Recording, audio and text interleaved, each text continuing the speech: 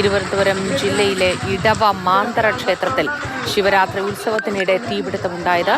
Chinese പടക്കം പൊട്ടിക്കുന്നതിനിടെ തീപ്പൊരി വീണാണ് ഇവിടെ അപകടമുണ്ടായതെന്നാണ് ലഭ്യമാകുന്ന വിവരങ്ങൾ.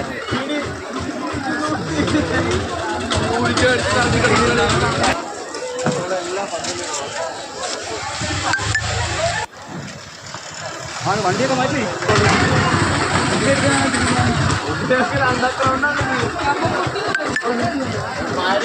ശിവരാത്രി പ്രമാണിച്ച് കേരളത്തിൽ അങ്ങോളം ഇങ്ങോളമുള്ള വിവിധ ശിവക്ഷേത്രങ്ങളിൽ പ്രത്യേക പൂജകളും ചടങ്ങുകളും ഒക്കെ ഉണ്ടായിരുന്നു.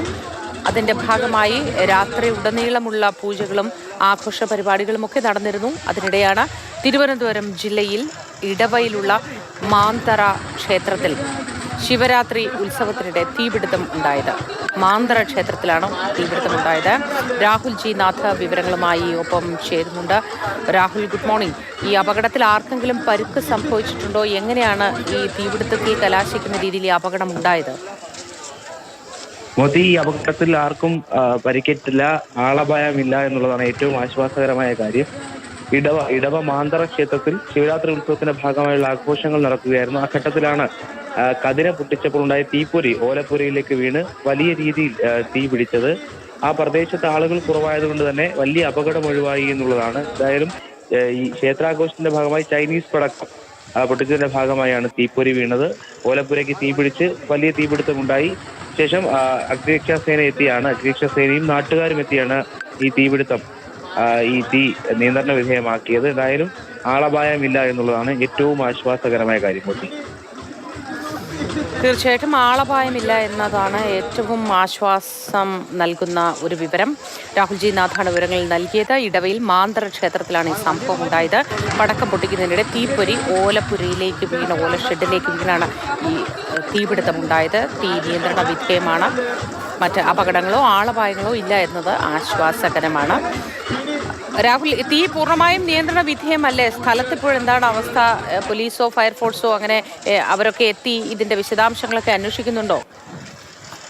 മോദി, ദൃശ്യങ്ങളിൽ നിന്ന് വ്യക്തമാണ്, ഏതാണ്ട് നേരം വെളുക്കുന്ന ഘട്ടത്തിലാണ് ഇത്തരത്തിലൊരു അപകടം ഉണ്ടായത്. അതുകൊണ്ട് തന്നെ ഭക്തജനങ്ങൾ കുറവായിരുന്നു. രാത്രി ഈ പറയുന്നത് പോലെ ആഘോഷങ്ങളൊക്കെ പൂർത്തിയാക്കി, പ്രാർത്ഥന പൂർത്തിയാക്കി പലരും വീട്ടിലേക്ക് മടങ്ങിയിരുന്നു. ആ ഘട്ടത്തിൽ തന്നെ നാട്ടുകാർ ആദ്യ ഘട്ടത്തിൽ ഇടപെടുന്നു, ഈ തീ അണയ്ക്കാനുള്ള ശ്രമം നടത്തുന്നു. തുടർന്നാണ് അഗ്നിരക്ഷാസേന എത്തുന്നത്.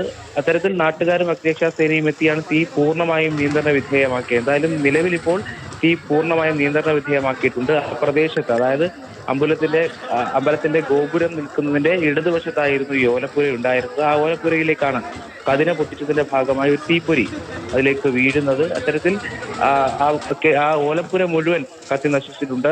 സമീപത്ത് ആളുകളില്ലാത്തതിനാൽ വലിയ അപകടം ഒഴിവായി എന്ന് തന്നെ വേണം പറയാൻ. എന്തായാലും നിലവിൽ ഇപ്പോൾ തീ പൂർണ്ണമായി നിയന്ത്രണ വിധേയമായിട്ടുണ്ട്. അഗ്നിരക്ഷാസേനയും എത്തി, ഒപ്പം നാട്ടുകാരും ആദ്യഘട്ടത്തിൽ ഇടപെട്ടു എന്നുള്ളതാണ്. എന്തായാലും ആളപായമൊന്നുമില്ല.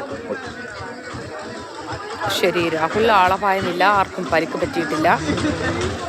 ചൈനീസ് പടക്കങ്ങൾ പൊട്ടിക്കുന്നതിനിടെ തീപ്പൊരി ഓല ഷെഡിലേക്ക് വീണ് തീ കത്തുകയായിരുന്നു. തീ പൂർണ്ണമായും നിയന്ത്രണ വിധേയമാണ്. ഫയർഫോഴ്സ് സംഘം എത്തി തീയണയ്ക്കുന്നതിന് മുൻപ് തന്നെ നാട്ടുകാരുടെ ശ്രമം ആരംഭിച്ചിരുന്നു. നാട്ടുകാരുടെയും ഫയർഫോഴ്സിന്റെയും സംയുക്തമായ ശ്രമത്തിൽ പൂർണ്ണമായും തീ നിയന്ത്രണ വിധേയമായിട്ടുണ്ട്. തിരുവനന്തപുരം ജില്ലയിലെ ഇടവ മാന്തറ ക്ഷേത്രത്തിലാണ് ഈ അപകടം സംഭവിച്ചത്.